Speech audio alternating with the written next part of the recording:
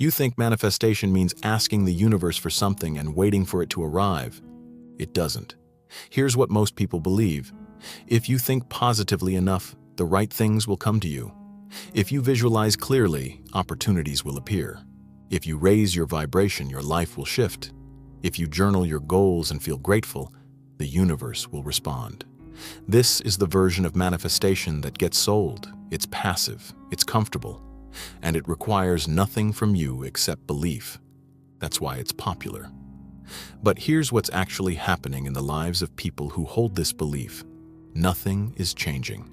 The same relationships, the same financial patterns, the same ceiling they keep bumping their head against, the same version of the year repeated.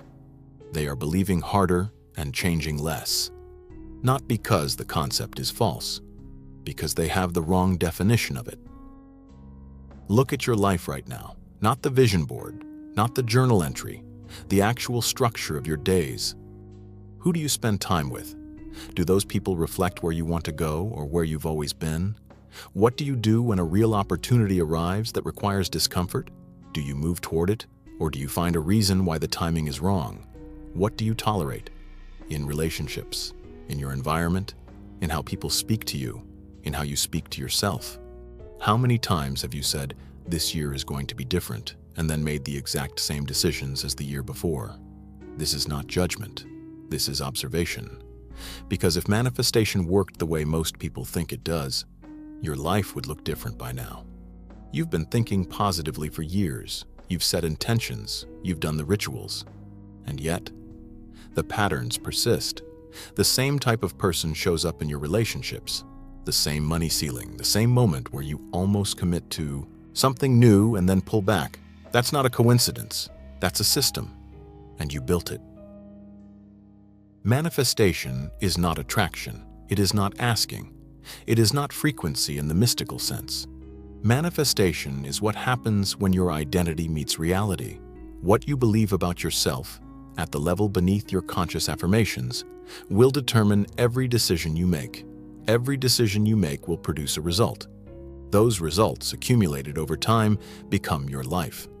That's the mechanism, not the universe delivering packages.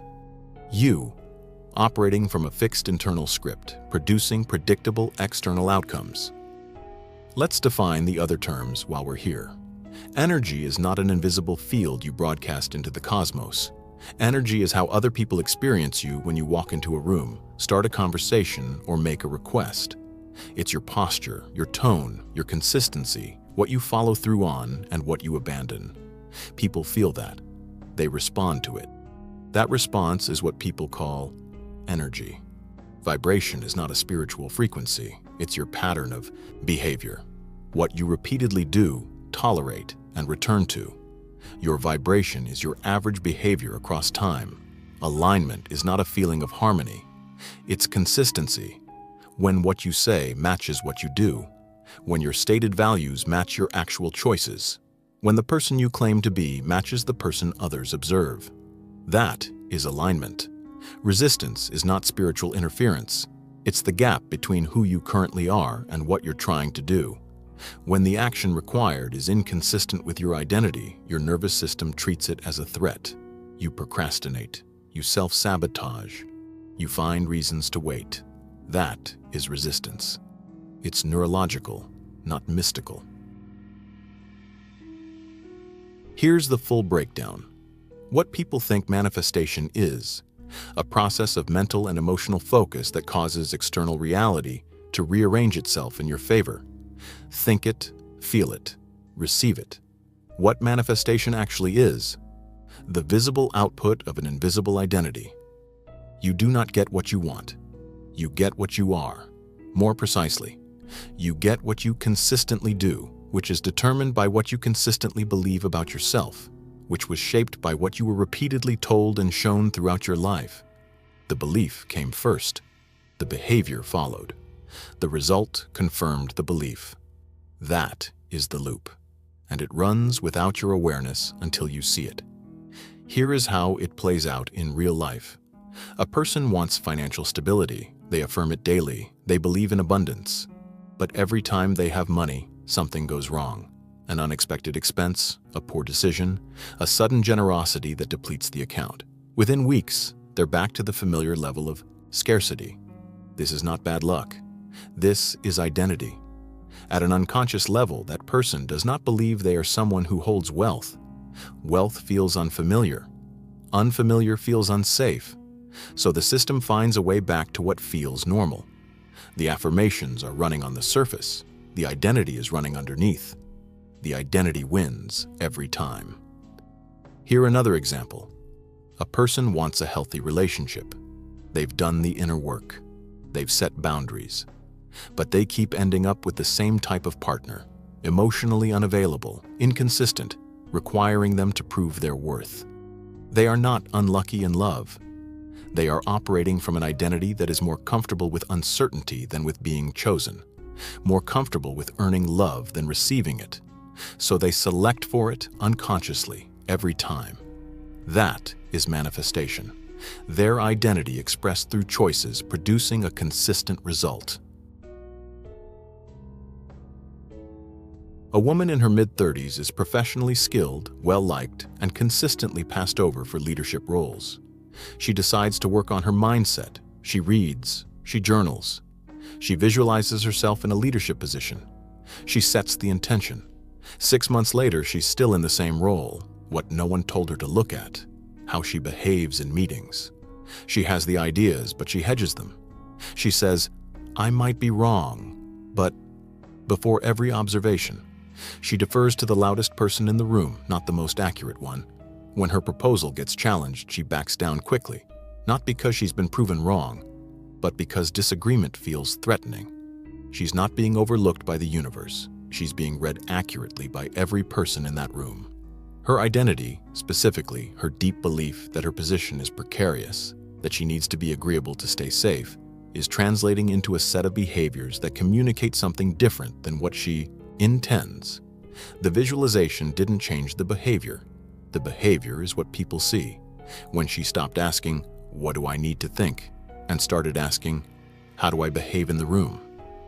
That's when things shifted. Not because of new beliefs, because of new behavior. And the behavior changed because she looked directly at the identity underneath it. Here's why the loop exists and why it persists. Your brain is not organized around truth. It's organized around survival and familiarity. What is familiar is processed as safe. What is unfamiliar is processed as threat. This means that even positive change, a new opportunity, a new relationship, a new financial situation, can trigger a threat response if it falls outside your established identity. The brain does not ask, "Is this good for me?" It asks, "Is this consistent with what I know myself to be?" If the answer is no, the system pushes back. Not through dramatic failure, through subtle self-sabotage, through procrastination, through picking a fight at exactly the wrong moment, through getting sick before the important presentation, through talking yourself out of the application. These are not spiritual signs that it's not meant to be. These are identity loops protecting their own continuity. The second layer. Every experience you've had has been filtered through the lens of your existing identity and used to confirm it. If you believe you are unlucky, your brain will catalog every piece of evidence for that and discount the rest. If you believe relationships always end painfully, you will interpret early relationship friction as confirmation, and sometimes act in ways that ensure the outcome you're expecting. This is called confirmation bias at the psychological level. At the behavioral level, it looks like fate. It is not fate. It is pattern completion. The third layer. Identity is not stored in your thoughts. It's stored in your body, in your habits, in your automatic responses. You can think new thoughts and still carry old identity, because the old identity lives in how you react before you have time to think, how you respond when someone criticizes you, how long you stay in a difficult conversation before you shut down, how your body feels when you're offered something good, whether you lean in or pull back. That's your identity, in real time. You do not manifest what you want. You repeat what you are. Your life is not random. It is not unfair in the cosmic sense. It is not being withheld from you by external forces. Your life is the consistent output of your identity, running the same program it has always run, producing the same results it has always produced. This is not comfortable. It is accurate. And accuracy is more useful than comfort. The version of manifestation that tells you to visualize and receive does not threaten your identity. It asks nothing of you at the structural level. That's why it feels good and produces little. The real version requires you to look at what you're actually doing, what you're tolerating, how you're behaving, and ask, what kind of person does this consistently? Whatever the answer is, that is who you currently are, not who you aspire to be, who you are, measured by behavior. Here is what changes when you understand this. First, you stop asking, why isn't this working? And start asking, what is my behavior telling me about who I believe I am? The results in your life are not obstacles, they are information. They tell you exactly what identity is currently running. Second, you stop performing new beliefs and start tracking actual behavior. What do you do when no one is watching? What do you do when it gets hard? What do you do in the moments between your rituals and affirmations? That is your real practice. That is your real identity. Third, you stop tolerating the things that confirm the old version of you. Not aggressively, not dramatically, quietly and consistently. Because every time you tolerate something that contradicts who you say you're becoming, you vote for the old identity. Every time you act, even slightly, in a way that aligns with the new one, you build structural change. One decision is nothing. 1,000 decisions is a new person. Fourth, you stop waiting for your feelings to change before you act. Your feelings are produced by your identity. If you wait for the feeling of confidence to act confidently, you will wait indefinitely. Confidence is not a prerequisite, it is a byproduct. You act first.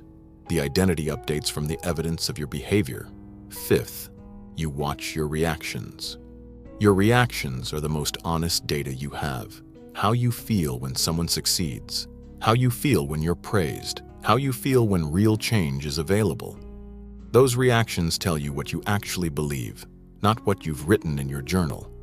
Observe them without judgment, but do not ignore them. Manifestation is real, but not because the universe is listening, because you are consistent in what you believe, consistent in what you do, consistent in what you produce. The person who keeps arriving at the same place is not cursed. They're not blocked by low vibration. They're not failing at spirituality. They are being exactly who they are, very precisely, every day, and getting exactly what that produces. You cannot think your way out of an identity you're living your way into. The work is not visualization. The work is observation of what you do, what you accept, what you become in moments of pressure. When the behavior changes, the results change. Not because the universe finally heard you, because you finally changed. This is why nothing changes until you do.